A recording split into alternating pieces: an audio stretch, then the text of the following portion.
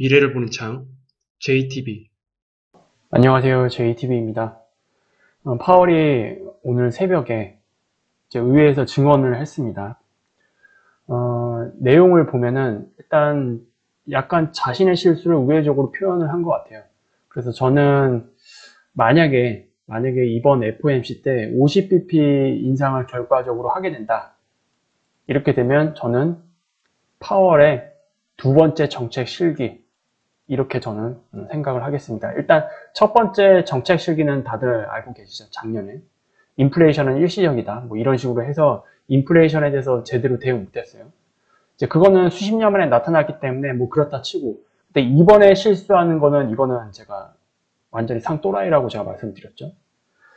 그래서 어쨌든 결과적으로는 두 번째 정책 실기가 예고가 되는 거고, 만약에 두 번째 정책 실기는 어떤 걸로 다가올 거냐? 아마 심각한 경착륙으로 올 겁니다. 지금 당장은 아니겠지만. 그래서 이런 것들을 이제 쭉 살펴보도록 할게요. 일단 다시 한번 요약을 해보면, 골든타임이 놓쳤어요. 50bp 인상은 저번에 했었어야 됩니다. 근데 지금 50bp, 그러니까 75bp 인상하다가 50bp로 낮췄고 지금 25bp로 내려왔잖아요. 다시 50bp로 간다. 이거는 저는 무능력합니다 라고 광고하는 겁니다. 그래서 어쨌든 이 타이밍을 놓쳤고, 그래도 우리가 1월 초에는 파월이 이런 말을 했어요. 최근 나오는 지표들 그리고 시장 상태를 보니까 인기 없는 조치를 취할 수도 있다, 이렇게 경고를 했었죠. 근데 뚜껑을 딱 까고 보니까 디스인플레이션이다 하고 설레발쳤어요. 근데 이번에 파월 증언을 보니까 이제 이렇게 얘기를 합니다. 고용 소비자 지출, 뭐 제조업 생산, 인플레이션에 대한 1월 지표에서는 우리가 불과 한 달 전에 봤던 완화 추세가 부분적으로 역전됐다. 그리고 인플레이션 압력은 지난 연방공개시장위원회에서 예상했던 것보다 높게 유지되고 있다라고 했는데, 1월 지표는 2월에 나오잖아요. 근데 이런 것들은 이미 1월 달에, 그러니까 1월 달에는 12월 지표가 나옵니다. 이때 이런 것들이 이미 다 나왔어요.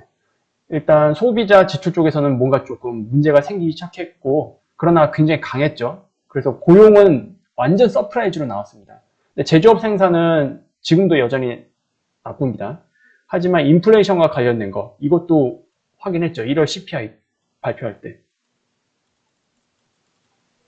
그래서 이런 것들을 보면은 이미 진작에 저번 FOMC 때 조치를 취했어야 됐다. 마치 그때는 확인 못했다라는 것처럼 이렇게 지금 핑계를 대고 있는데, 아닙니다. 이게 다 알고 계시죠. 1월에 발표됐던 지표들 중에서는 뭔가 좀 심각한데, 이거 좀 인플레이션을 튈 수도 있겠는데 라는 그런 지표들이 분명히 나왔습니다. 그래서 어쨌든 파월은 일단 핑계를 대고 있는 것 같고요.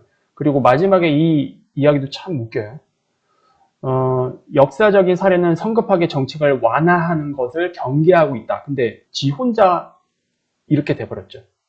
그러니까 50bp에서 25bp로 완화했잖아요. 기준금리 인상에 대한 그 강도를. 성급하게 완화한 거예요. 그리고 나서 이런 이야기를 합니다. 그러니까 굉장히 능력이 없다라는 게 이번에 완전히 검증되었어요. 그래서 파월은 이제 시장에서 좀 신뢰하기 어려운 인물로 그렇게 좀 남을 가능성이 굉장히 높지 않겠느냐, 그렇게 보고 있습니다. 그리고 전체 지표상 더 빠른 긴축이 보장된다라고 한다면 우리의 금리 인상 속도를 높일 준비가 돼 있다. 이제 요거는 이번 주 금요일 날 발표되는 고용지표, 그리고 다음 주에 발표되는 CPI, 여기서 예상치보다 높게 나오게 되면은 이번 FOMC는 50bp 인상이 거의 확실시 된다라고 그냥 이해를 하시면 됩니다. 이제 데이터 디펜던트니까. 만약에 여기서 그러한 지표들이 나오지 않는다, 그러면 다시 25bp 인상으로 바뀔 거예요, 관점이. 그리고 채권 시장, 패드워치에서도 다시 지금 50bp 인상이 확률이 더 올라갔는데 다시 이쪽으로 돌아올 가능성이 높습니다. 어쨌든 이거는 지표를 보고 판단을 해야 되는 거니까 지금 우리가 알 수 있는 상황은 아니고요. 어쨌든 전체적으로 보면은 연준이 두 번째 정책 실기를 할 가능성이 매우 높아졌다. 그리고 그거는 매우 나쁜 결과로 이어질 거다라는 게 제가 말씀드리는 핵심 내용입니다. 그래서 FOMC 금리 정책 시나리오는 이제 두 가지밖에 없죠, 지금은. 25bp 인상을 하려면 이번 주 금요일날 발표되는 거 고용지표, 다음 주에 발표되는 CPI, 여기서 둔화되는 지표가 확인되어야만 가능하고요. 그게 아니면 50bp로 넘어갈 겁니다. 그런데 50bp로 가게 되면 연준에 대한 신뢰도가 급격히 하락하는 거고 사실상 연준의 두 번째 정책 실기로 연결이 되면서 하반기에 굉장히 심각한 리세션으로 이게 결과로 돌아올 가능성이 매우 높아집니다. 그리고 이번에 50bp 인상을 만약에 하게 된다. 그러면 3월, 4월 지표에 따라서 5월 금리 인상이 마지막이 될 가능성이 있어요. 그래서 요건 이제 시장 관점으로 봤을 때 요 언저리가 아마 금리 동결에 대한 기대감으로 마지막으로 올라가는 그 반등 구간이 되지 않을까라는 생각을 해봅니다. 그리고 지금 가계 소비 여력, 이게 지금 가장 중요한데 이거 올해 중반 정도에 다 떨어질 거라고 제가 말씀드렸죠. 지금 데이터를 보더라도 이렇게 예상되는 시뮬레이션 구간, 이게 23년 중반 정도 되면은 완전히 바닥날 거다라고 예상을 하고 있는 부분입니다. 그리고 이제 좀 중요한 내용일 것 같은데 어쨌든 인플레이션을 잡기 위해서는 실업률을 올려야 되고 그리고 실업률을 올려야만 임금 문제도 해결이 되면서 인플레이션을 잡을 수 있는 거잖아요. 이게 다 하나의 세트로 돌아가는 거거든요. 그리고 여기의 핵심은 실물 경기에서 가장 영향력을 가지고 있는 주택시장입니다. 부동산. 지금 GDP에서 부동산이 차지하는 이 비율이 확 꺾였어요. 일단 주택시장은 한번 추세를 딱 정하면 쉽게 바뀌진 않습니다. 그 내 사이클 내에서 추세를 정하면 쭉 가고 그 다음에 추세가 반전이 된다. 피벗이 나온다. 그러면 이제 하락 사이클로 접어들게 됩니다. 그러면서 리세션으로 딱 들어가게 되거든요. 과거 사이클을 보더라도 그런 것들이 나타나 있어요. 그리고 심지어 인플레이션이 지금같이 심했던 1970년대도 마찬가지입니다. 일단 가깝게는 2008년 때는 뭐 다들 아시죠? 근데 이 지표는 이미 2007년 이 직전부터 꺾이기 시작했어요. 그리고 2000년 닷컴 버블 때는 뭐 주택시장 버블이 아니었으니까 이때는 연착륙이었죠. 경착륙이 아니고 주택시장과 같이 맞물려서 돌아가는 구간은 다 경착륙입니다. 여기는 상관이 없는 구간이고 여기는 상관이 있는 구간이고 그리고 1980년에는 다 경착륙이었습니다. 그리고 인플레이션이 높을 때는 일단 이게 추세가 한번 딱 꺾이잖아요. 크게 한번 딱 꺾이면 그리고 특히 이 사이클 내에서 레이트 사이클에서 이게 꺾이면 굉장히 위험하거든요. 그래서 레이트 사이클에서 후반부에 이렇게 딱 꺾이는 지표가 나타나게 되면 사실상 리세션에 들어가기 거의 직전이다 라고 보시면 됩니다. 그래서 이런 지표들을 좀 참고를 하시면 될 것 같고요. 그리고 다른 이제 주택시장 지표를 한번 볼게요. 주택 건설 부문에서 이제 큰 감소가 있을 때마다 이렇게 주택 건설 부분에서 큰 감소가 있을 때마다 일반적으로는 경기 전반적으로 리세션으로 들어가는 게 일반적입니다. 그 뒤로 리세션이 무조건 따라와요.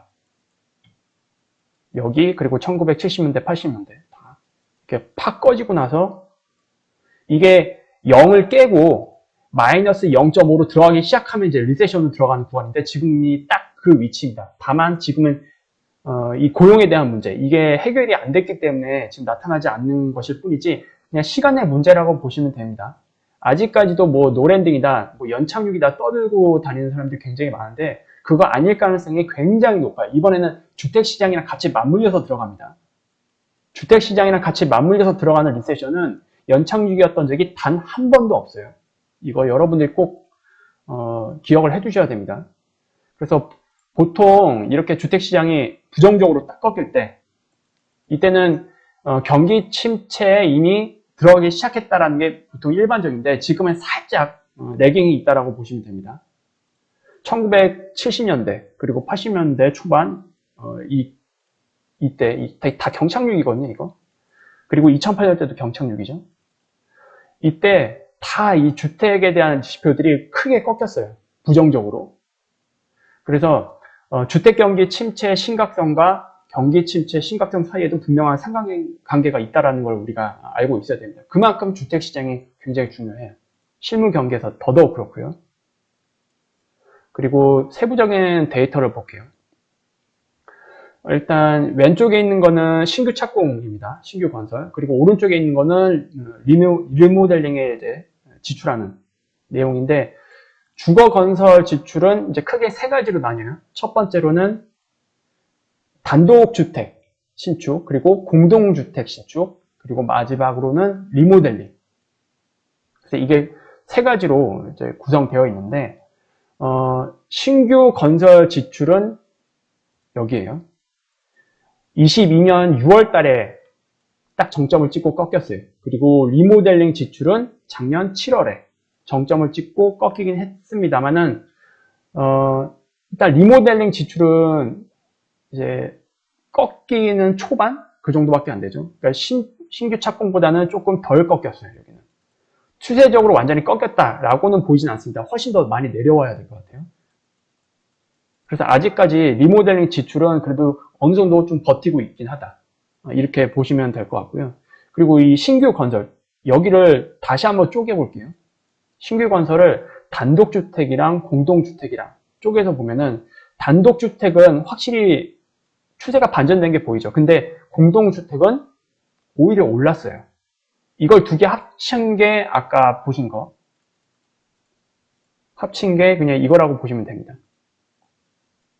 근데 여기 안에 까보니까 단독주택은 확실히 많이 꺾여 있는데 공동주택은 오히려 올라가고 있는 게 이제 눈에 보이는 거죠. 그래서 일단 연준 쪽에서는 이것도 꺾으려고 할 거예요. 이것도 꺾으려고 할 거고 1월 FOMC 성명서에 부동산 시장 조정에 대한 필요성이 언급됐잖아요. 그리고 우리나라 하는 총재도 부동산 시장 조정 필요성에 대해서 언급을 했습니다. 현재 인플레이션을 잡는 데 가장 중요한 부분 중 하나가 부동산 시장이기 때문이에요. 그래서 이거를 꺾기 위해서 어떻게 할 거냐? 모기지금리 올려야겠죠. 끌어올려야겠죠. 그러면 이제 남은 거는 이제 한 가지 정도 남은 것 같아요. 지금 어쨌든 기준금리를 올리잖아요. 기준금리는 계속 올릴 수는 없습니다. 지금 상황에서. 한계가 있잖아요. 뭐 지금 시장에서는 최상단이 5.75라고 보고 있긴 한데 저는 그냥 5.5 정도 보고 있습니다. 5월달에 금리 인상이 마지막이 될 가능성을 일단 전 보고 있어요. 왜냐하면 2분기에 전반적으로 지표가 꺾여서 나올 가능성이 굉장히 높기 때문입니다. 그래서 어쨌든 이 상황에서 모기지 금리를 끌어올리려면 방법은 하나밖에 없어요. QT. 여기서 MBS를 던지면 됩니다.